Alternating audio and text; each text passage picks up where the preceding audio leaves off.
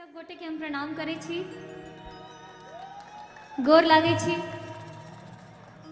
आर आई हमर सौभाग्य है, पहिल बेर हमरा मौका भेटल है कि हम अहाँ सबके बीच जनकपुर में छी। आर ई एकटा सपना जेना छलैया जे पप्पा जखन हमरा कहै छलखिन हैं कि जनकपुर में बड़ सुंदर सुंदर गीत सब लोग सब गाबै छथिन कुट्टी पर मंदिर में। और हम सब जब छोट छलिए तो हमहूँ जाइ छलिए, पप्पा अपना कहानी सब हमरा सुनाबै छलखिन हैं। लेकिन हम सोचे छलिए कि हमरा कखन ई मौका भेटत कि हम अहाँ सबके बीच में, हम जनकपुर में से हो आबी, हम मंदिर देखी, कतऽ सीता जी के नैहर छै से हमहूँ देखी। और आई अहाँ सबके बीच में एना बैस कऽ स्टेज पर हमरा बड़ नीक लागि रहल है। हम ऑर्गेनाइजर सब गोटे के हम धन्यवाद दै छी, नव मिथिला फाउंडेशन के धन्यवाद दै छी जे जनकपुर लिटरेचर फेस्टिवल में एतेक पैघ जगह पर हमरा से हो ये मौका भेटल।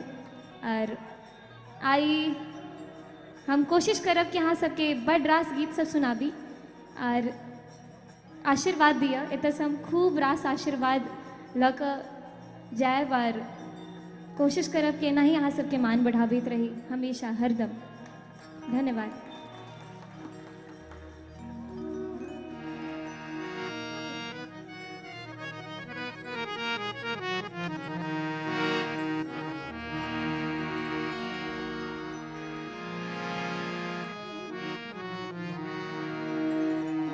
आजू मिथिला नगरिया ने हाल सखिया, आजू मिथिला नगरिया ने हाल सखिया, चारों दुल्हा में बड़का कमाल सखिया, चारों दुल्हा में बड़का कमाल सखिया।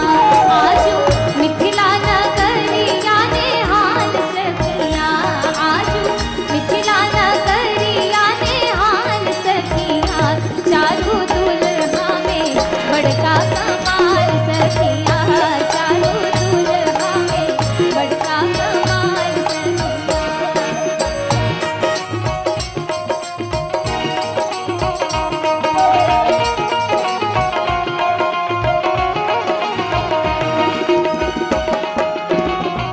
तबला के कनी बढ़ा दो, तबला के।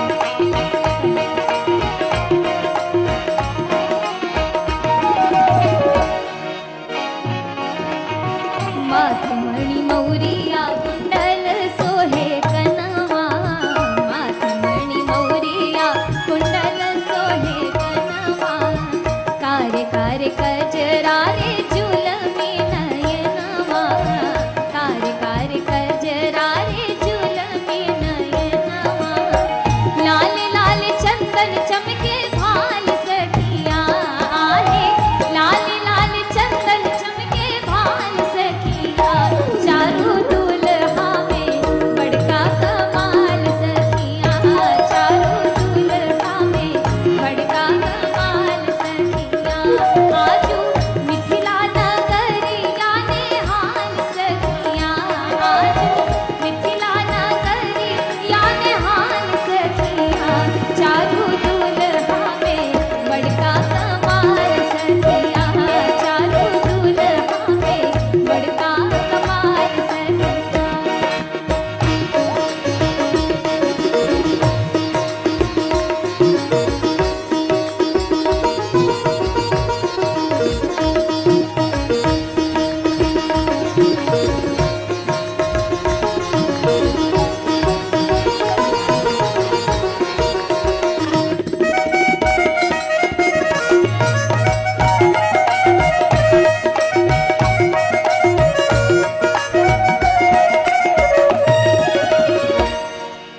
हम जेना हमर बाबा हमरा बैसा बैसा कऽ सुनाबै छलखिन हैं राम सीता विवाह के किस्सा सब, तो कहै छलखिन हैं कि राम जी से सुंदर क्यों नहीं भेलै, सीता जी से सुंदर क्यों नहीं भेलै। जखन दुनू के विवाह भऽ रहल छलैया तऽ लोग सब इएह देखै छलखिन हैं कि आहा कतेक सुंदर, एहन सुंदर नहीं देखने छलिए नहीं सुनने छलिए।